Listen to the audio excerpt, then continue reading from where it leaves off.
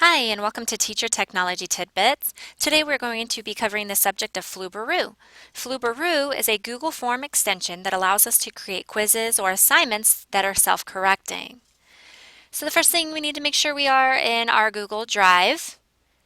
You need to create a Google Form, which you may do by clicking on New. Scroll down until you reach Google Forms. You'd want to go ahead and click on it.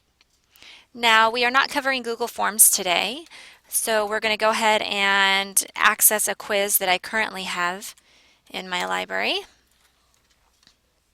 and it's called the Trial Library Quiz. Now, the first thing you need to do to make a self-correcting quiz is to actually send the form to yourself via email, so I'm going to do that now.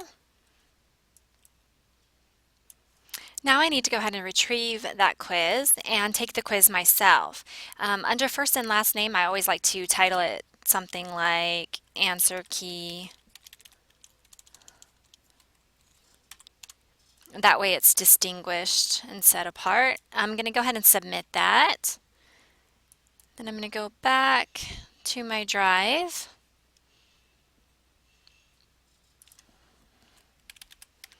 Access my quiz responses. Once in here, you can see that it does go ahead and say our answer key on here. Okay. You can also see that I had other librarians in the district take the quiz prior so that we'd have some data to show. The next thing that we need to do is actually access and use Flubaroo. So we're going to go up here to the top and we're going to click on add-ons. Now I already have Flubaroo, so you can see it on here, but what you're going to do is go ahead and get add-ons. After you get add-ons, you can come up here and you can search Flubaroo. Now, of course, mine says manage, but yours would say free or download, etc. You're going to go ahead and click on that. Once you've done so, you're all ready to go. So close out of that, go to add-ons again, click on Flubaroo, and of course I'm going to regrade it because I've already graded once, but you're going to select grade assignment.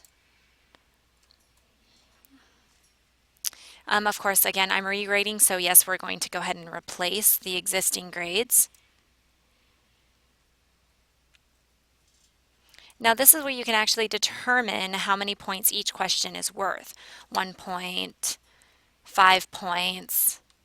Now this is great because if you're grading on a curve, you can make harder questions worth less points and easier questions worth more points. We're going to go ahead and leave everything as 1 point except for, let's go ahead and make my computer companions and mechanical pencils worth 2 or 3 points. We're going to go ahead and click continue.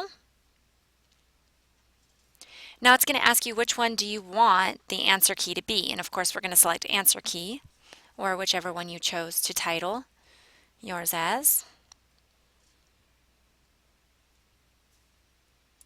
And sometimes you might get an error message. That's just Google. Just hit reload. Okay, and on here now you can see the grades. We can see that failing librarians on the left-hand side are highlighted in red. You can see which ones that they answered correctly, which ones that they did not answer correctly. Ones that are highlighted in yellow are the ones that seem to be the ones everybody is struggling with. You can also see when it was submitted. So as you can see, it tells you all of the data that you're going to want to go ahead and access. It does the percentages for you, everything. Another great feature is that you can switch back from grades to student submissions down here on the left side at the bottom. And that pretty much wraps it up. Again, if you wanted to go ahead and grade on a curve, you're able to go back in and do what I did, which was regrade it and change the point values for each question. If not, you're all set. Your grades are ready to be entered into the gradebook. Well, that's a wrap. Till next time.